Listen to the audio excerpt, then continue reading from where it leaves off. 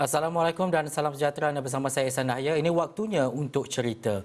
Kalau kita bercakap berkaitan dengan hutan, pada tahun 2019 kita dapat menyaksikan bahawa kejadian kebakaran hutan Amazon antara hutan yang terbesar di dunia dan juga ia antara yang dianggap sebagai sumber untuk memerangi perubahan iklim dan juga antara keupayaan menyerap sejumlah besar karbon dioksida yang ada di dunia secara khususnya. Tetapi melihat kepada alam sekitar, kejadian dan juga perkara yang melibatkan hutan dan juga kebakaran ini, tetapi banyak lagi antara tangan-tangan lain yang mencemarkan keadaan dan juga alam sekitar ini. Bukan sekadar kebakaran, malah ada juga hutan yang ditarah ataupun untuk kepentingan dan juga untuk melihat kepada situasi yang lebih memberi kesan kepada hutan dan juga alam sekitar di kawasan-kawasan kita. Tetapi perkara yang saya nak bawakan kepada anda dalam cerita hari ini adalah berkaitan dengan satu kes dan juga kejadian di hutan Lentang di Bentong, Pahang, yang mana rakan wartawan Ridauddin Daud sempat ke sana dan melalui laluan yang agak berliku dan difahamkan ada waktu-waktu dan juga keadaan hampir terbabas dan mungkin kalau terbabas itu akan kegaunglah akhirnya. Ini berita yang kami bawakan kepada anda, cerita seorang wartawan bagaimana untuk mendapatkan berita dan juga liputan berkaitan dengan tarah hutan ini. Jadi bersama saya adalah Ridauddin Daud. Terima kasih Ridauddin. Semalam dalam Awani 7.45 kita dah siarkan laporan yang pertama dan hari ini 7.45 akan keluar pula siaran untuk yang kedua. Tetapi kalau Ridauddin boleh ceritakan kenapa liputan ini dibuat? Okey, baik, terima kasih Hasan. Ya, sebenarnya ini adalah boleh katakan kalau mungkin ada yang tahu, mungkin ramai juga yang tahu bahawa Presiden PK sendiri iaitu Puan Sri Sharifah Sabrina merupakan antara individu yang sangat-sangat menjaga, memelihara dan memulihara alam sekitar, di mana baru-baru ini beliau sudah memuat naik di dalam Facebook beliau memaparkan satu video berkenaan boleh katakan kemusnahan hutan yang bakal merosakkan Sungai Kenoi yang dikatakan merupakan sungai kelas pertama, iaitu sungai dalam keadaan semula jadi, dan jika dibiarkan pembukaan jalan untuk pembalakan itu berlaku dan terus berlaku, ia mungkin beliau khawatir akan mencemarkan Sungai Kenoi yang sememangnya telah dijaga sejak 15 tahun lepas ketika beliau mula-mula bernapak di situ. Jadi itu antara yang tular dalam media sosial dan itu membawa kami meneroka dan menjelajah ataupun mengupas lebih lanjut isu ini, di mana saya dan juga rakan jurukamera saya iaitu Mat Ruzi, kami ke lokasi yang dimaksudkan. Dan pada awalnya semuanya nampak tenang, ada sidang media, ada ditunjukkan bagaimana apakah yang berlaku di atas sana, dan kebetulan pada waktu itu Puan Sri Sabrina ada berkata bahawa kalau hujan air di sini akan nampak keruh. Jadi saya pun sempatlah orang kata apa, mengocok-ngocok air itu, sempat jugalah konon-kononnya ingin menunggu kalau hujan mungkin kita akan buat dua versi, satu versi air yang jernih dan satu lagi versi air yang keruh. Tapi itulah, memang ada hujan tapi hujannya tidak begitu lebat, jadi air tidak begitu keruh. Jadi selepas kita mendengar sidang media dan beberapa minit selepas itu kami bertanya kepada Puan Sri, boleh tak kalau kami nak naik ke atas? Jadi dia kata boleh, tak ada masalah. Kalau perjalanan kaki macam mana jaraknya? Dia kata lebih kurang dalam 30 minit. Saya pun dengan Mak Ruzi, kameraman, dah fikir ini kalau kita nak dapat footage yang cantik memang kita kena naik atas. Kalau kita duduk saja di bawah memang kita tak dapat apa. Jadi kami fikir-fikir, okey tak apalah, kami berbincang-bincang. Kebetulan pada waktu itu ada Adun Ketari iaitu Yang Syafira Osman. Beliau juga berada di situ dan kebetulan beberapa hari sebelum itu beliau telah naik ke atas dan melihat keadaan di sana. Jadi beliau memberitahu kami, boleh naik ke atas, tak ada masalah. Kalau anda naik, boleh kita melalui cara berjalan kaki, mungkin 30 minit, dan juga boleh kalau naik dengan 4-wheel drive dia. Jadi kami pun fikir bincang-bincang. Okey, kebetulan ada lagi satu media portal yang memang nak naik sama-sama. Jadi kami pun okey, tak apalah, kita naik sebab memang kita nak dapatkan footage. Betul macam Ihsan cakap, memang laluannya memang sangat berliku. Kalau boleh lihat di footage sekarang, itulah gaung yang dimaksudkan. Memang boleh dikatakan memang kalau masa kami lalu jalannya berlumpur, pada awalnya nampak okey, tapi ada ketikanya jarak gaung dan juga kenderaan kami lebih kurang 1 ke 2 kaki saja. Jadi kalau buka tingkap, kalau saya keluarkan kepala, memang boleh nampak gaung dah betul-betul berada terlalu hampir dengan kami. Masa tu memang dalam hati memang cakap kalau kami jatuh ni memang lainlah cerita yang keluar. Tak adalah cerita tentang hutan, lain cerita yang keluar. Jadi tapi alhamdulillah lah segala dan kebetulan pemandu daripada YB juga nampaknya memang sangat berpengalaman, jadi beliau membawa kami masuk dan keluar dengan selamat dan alhamdulillah terhasillah laporan ini, San. Dan kalau kita membuat sebarang liputan khususnya sentiasa wartawan berdepan dengan risiko. Kalau ini adalah risiko yang berkaitan dengan nyawa dan sebagainya. Kalau kita buat berita-berita lain mungkin ada juga berkaitan dengan risiko-risiko lain. Contohnya dihentam dan sebagainya. Itu adalah risiko yang terpaksa kita hadapilah sebagai seorang wartawan. Tetapi Ridauddin, kalau nak bercakap berkaitan dengan hutan ini, pastinya ada hutan yang perlu dikomersialkan dan kita mengambil sumber alam untuk sebagai sumber pendapatan. Tetapi dalam liputan ini, kenapa dan sebab apa hutan berkenaan ditarah? Ini antara perkara yang dikaji, yang diselami oleh Ridauddin, kan? Ya, betul.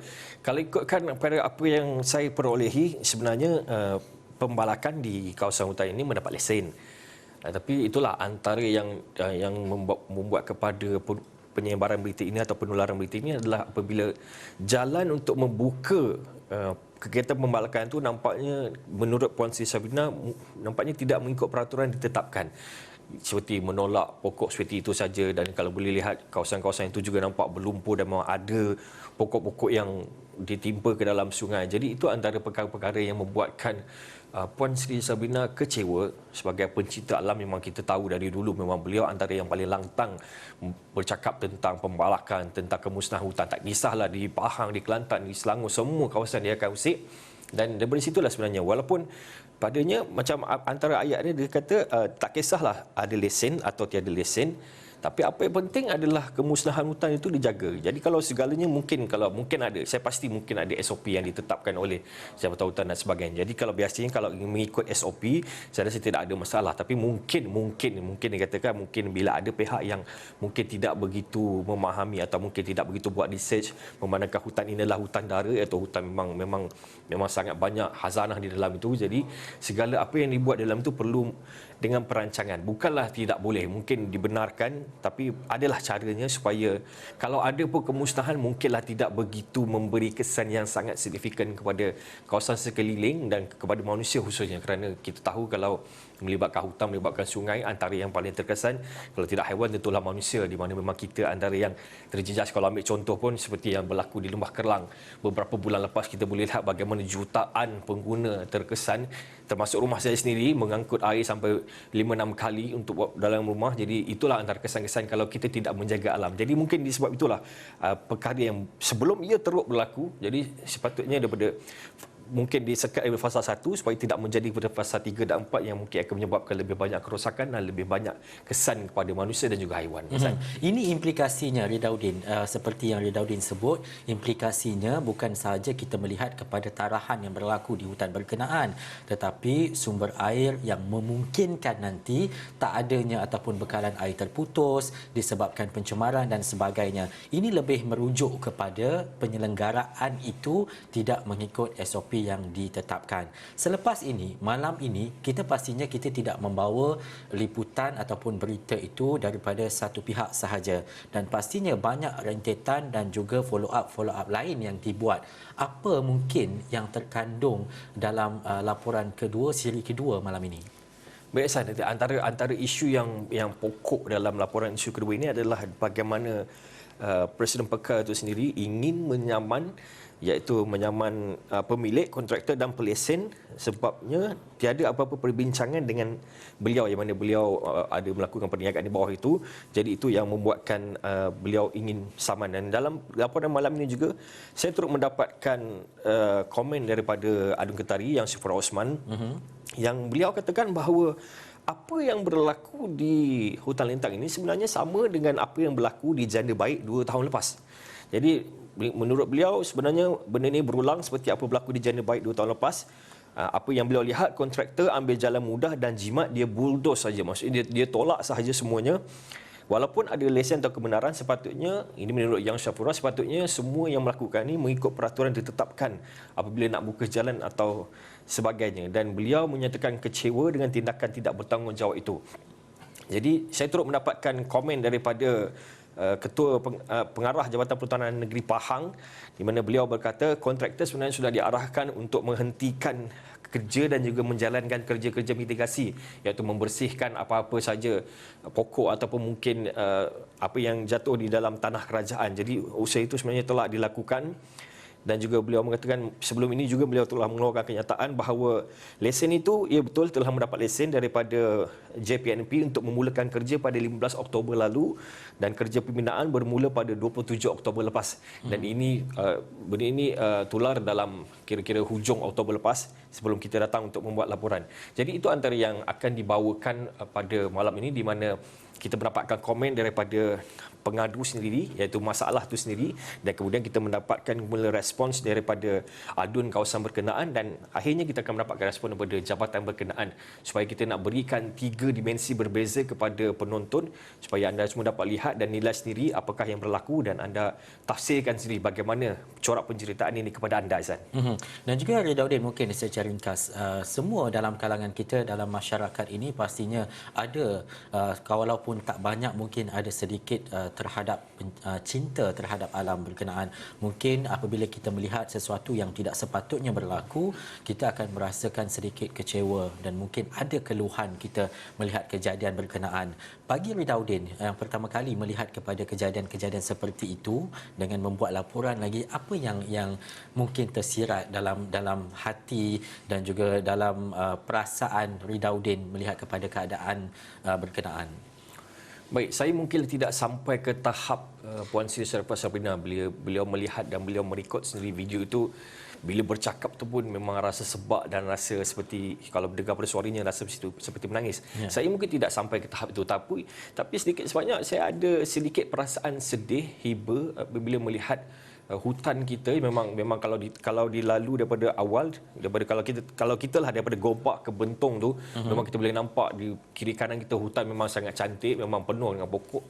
Tapi bila kita masuk ke dalam, kita lihat dalam ni ada rupanya kawasan yang ditarah pokok. Memang kita boleh nampak memang pokok jatuh di sana sini. Jadi sebenarnya walaupun saya ini bukanlah dikatakan pencinta alam tega, namun saya boleh dikatakan memang sebenarnya ada juga sedikit rasa sedih kerana bagaimana kita lihat hutan ini yang memang kalau kita tahu satu pokok untuk memerlukan masa mungkin berbelas tahun atau berpuluh tahun untuk jadi sebesar itu.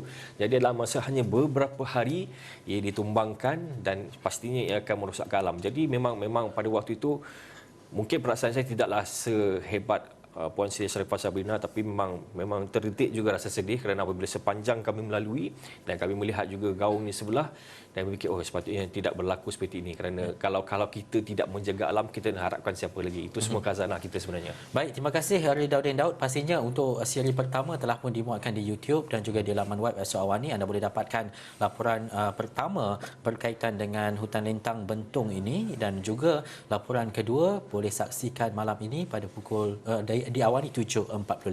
Terima kasih Ridauddin Daud. Itu cerita berkaitan dengan alam sekitar.